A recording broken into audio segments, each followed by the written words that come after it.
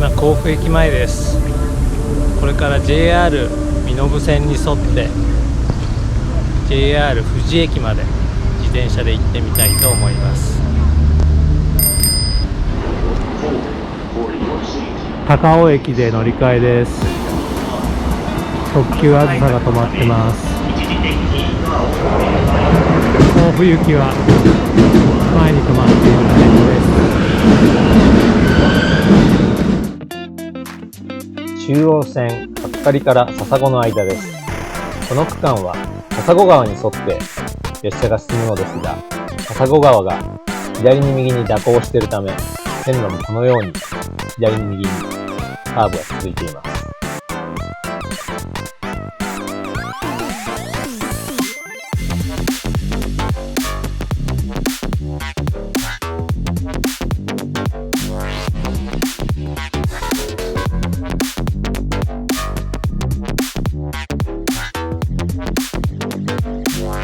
勝沼ぶどう郷駅に到着しました。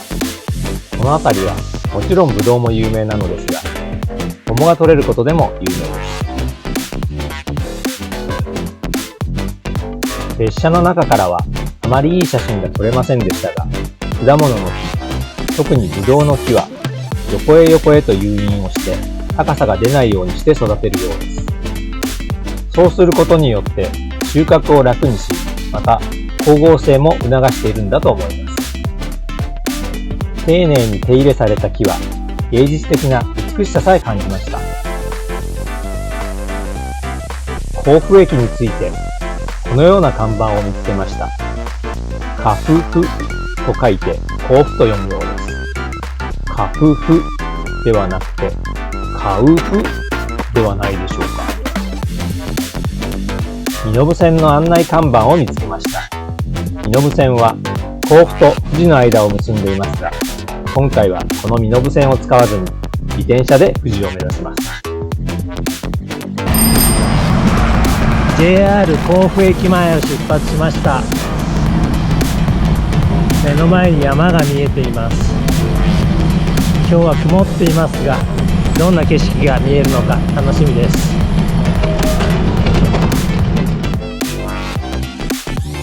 笛吹川の土手の上を走っています。この笛吹川と釜無川が合流して富士川となります。甲府盆地の中ではこのように川の氾濫から集落を守るために堤防が作られていますが、富士川には堤防がありません。富士川の川岸にはすぐ山が迫っているからです。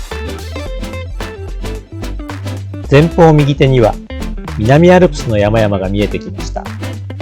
高石岳3121メートルや丸沢岳3141メートルが見えています。カメラは広角レンズなので山が遠く見えますが、肉眼でははるかに大きく美しく見えます。目の前に中部横断自動車道が見えてきました。まだ部分開業ですが、新東名新清水ジャンクションと上信越自動車道佐久小諸ジャンクションを結び、総延長は約132キロ。全線開通は2021年夏の予定です。踏切の音が聞こえたので、思わず左に吸い寄せられて曲がってしまいました。JR 身延線です。身延線は営業キロ 88.4 キロ。駅の数は39を数えます。富士川街道は古くは駿州大貫、身延道と呼ばれ、現在は国道52号となっています。バイパスから分岐して川沿いの道を進みます。交通量が少なく、景色を楽しむことができました。釜無川、笛吹川が合流して富士川となると言いましたが、河口までは約128キロあります。川岸に山が迫っているため、この道路には道門が多く設置されているのも特徴です。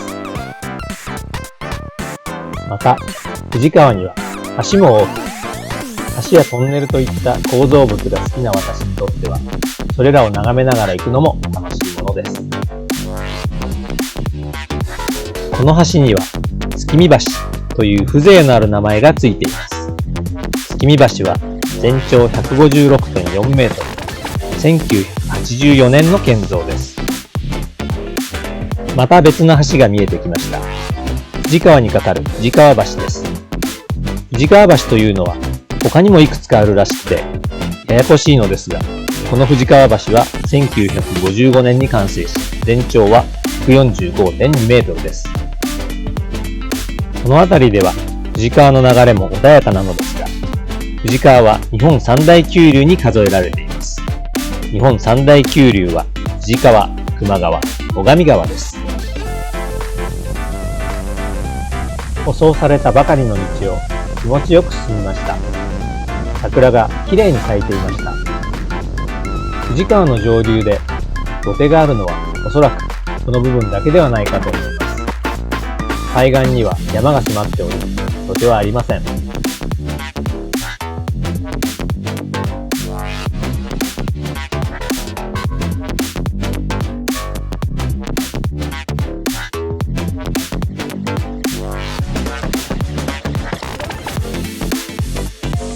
急な階段の八幡神社がありました。平安時代1046年に建てられたものなんです。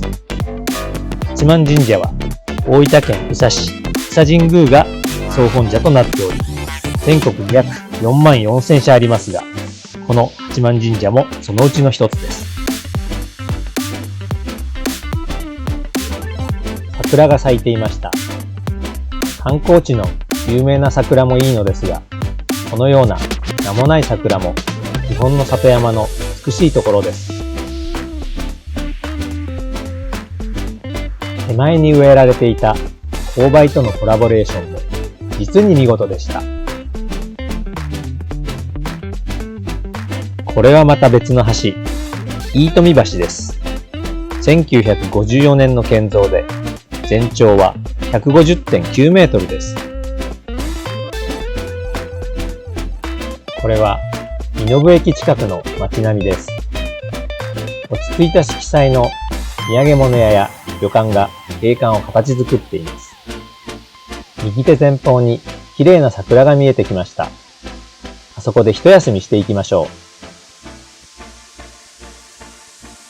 う。身延駅から少し足を伸ばしてみると、日蓮宗総本山の久遠寺や世界で最も古い宿の西山温泉慶雲館などがあります。この辺りから道路がアップダウンを繰り返すようになりましたが、このように高いところから桜越しに眺める富士川の眺めもまた格別でした。道路のアップダウンに疲れたので、川を眺めながら休憩です。富士川といえばもう一つ、電気の周波数がここで切り替わることで有名です。こちら側、東側は 50Hz、向こう側は 60Hz となっています。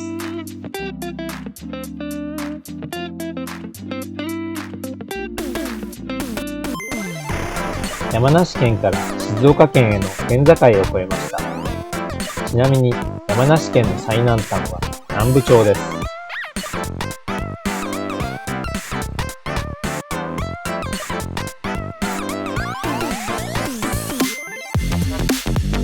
テレビで有名なたけのこ王のお店がありました。この時期、店頭にはまだたけのこは並んでおらず、たけのこ王もいませんでした。もちろん、浅田真央ちゃんもいませんでした。富士宮市街への道を下っています。この辺りで正面に富士山が見える予定だったのですが、雲の中でした。正面に裾野だけが見えています。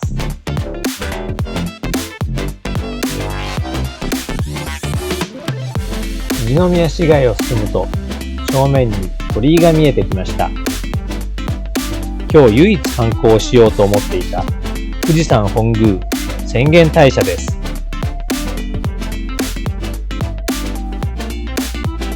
富士山本宮浅間大社は全国に1300ある浅間神社の総本宮となっており、紀元前に水仁天皇によって起こされました。806年に坂の上の田村丸によって現在の場所に遷宮されたと言われています。この境内の桜もとても見事に咲いていました。境内を抜けると富士山の伏流水をたたえる湧玉池があります。左手に水汲み場があったのですが、煮沸してお飲みくださいと書いてありました。富士宮といえば B 級グルメで有名な焼きそばです。私は600円の大盛りをいただきましたが、かなりの経済効果を生み出していると思います。紙コップを渡されて富士山の天然水が飲み放題となります。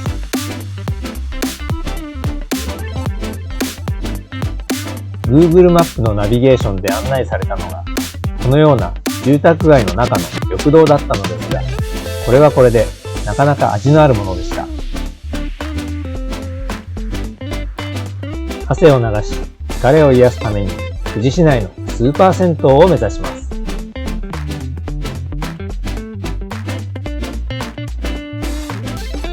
JR 富士駅に到着しました。今見えている煙突は渋沢栄一によって創業されたかつての王子製紙、現在は王子マテリアの製紙工場の煙突です。富士市を代表する産業の一つとなっています。JR 富士駅に到着しました。走行距離 93.31 キロ、時間は5時間7分でした。